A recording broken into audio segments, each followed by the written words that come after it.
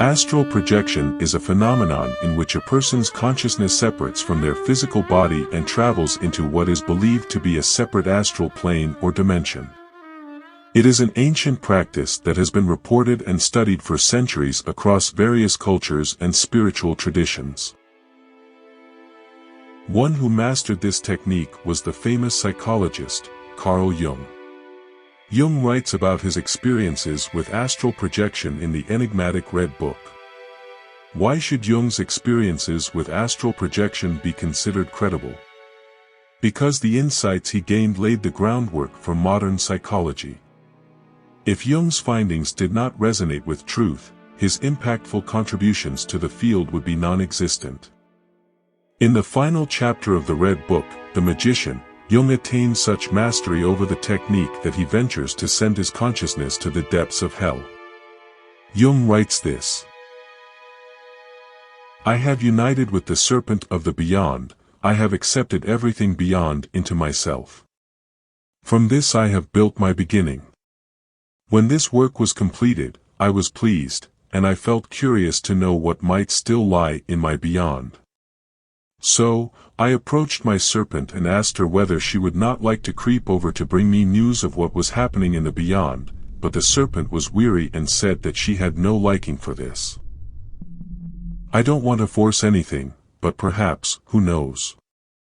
We will still find out something useful."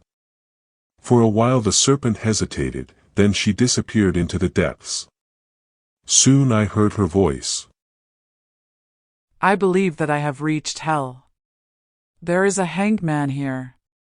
A plain, ugly man with a contorted face stands before me. He has protruded ears and a hunchback. I am a poisoner, who was condemned to the rope." "What did you do?" "I poisoned my parents and my wife." "Why did you do that?" "To honor God." "What? To honor God? What do you mean by that?" "First of all, everything that happens is for the honor of God, and secondly, I had my own ideas." "What went through your mind?" "I loved them and wanted to transport them more quickly from a wretched life into eternal blessedness. I gave them too strong a nightcap." "And did this not lead you to find out what your own interest in this was?" "I was now alone and very unhappy. I wanted to live for the sake of my 2 children, for whom I foresaw a better future. I was in better health than my wife, so I wanted to live." "Did your wife agree to the murders?"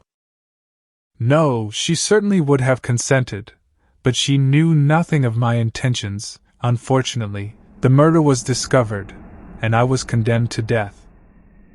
"Have you found your relatives again in the beyond?" "That's a strange and unlikely story. I suspect that I'm in hell. Sometimes it seems as if my wife were here too, and sometimes I'm not sure, just as little as I'm sure of my own self." "What is hell like? Tell me." "From time to time, she seems to speak to me and I reply. But we haven't spoken about either the murder or our children until now. We only speak together here and there, and only about trivial things, small matters from our earlier daily life, but completely impersonal, as if we no longer had anything to do with each other. But the true nature of things eludes me. I see even less of my parents.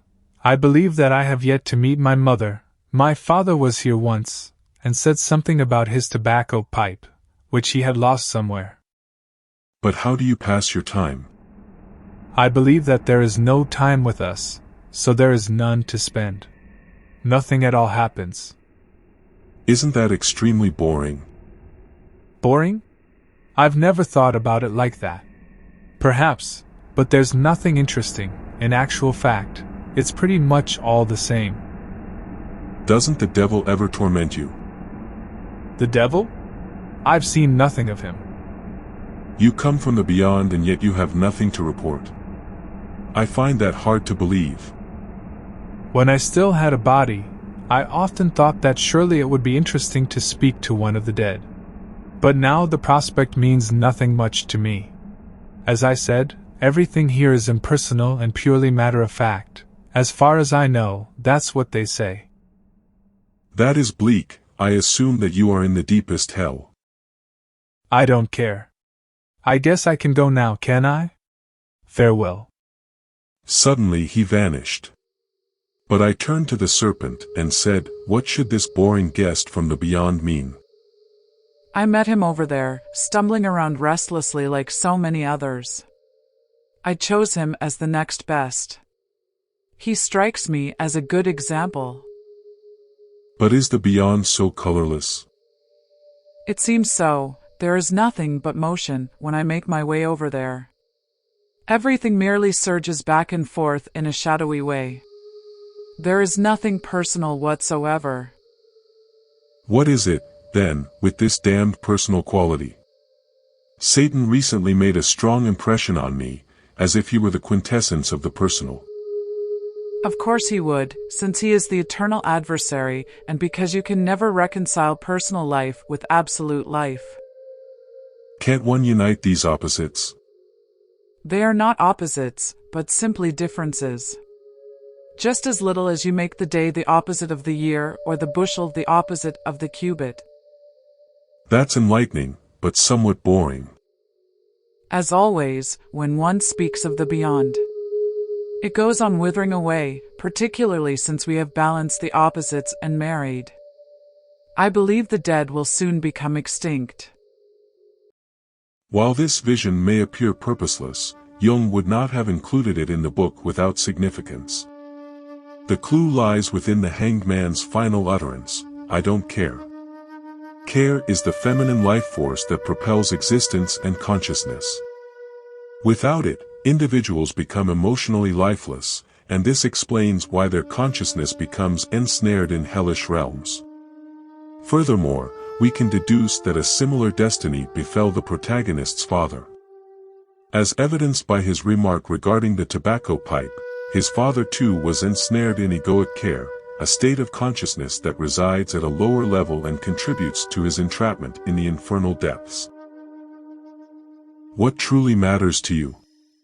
And do your actions align with what you believe you care about? If they do not, then genuine care is absent. Exercise caution in the objects of your care, for failing to do so, may lead you down the same path as the hanged man. Thank you for viewing.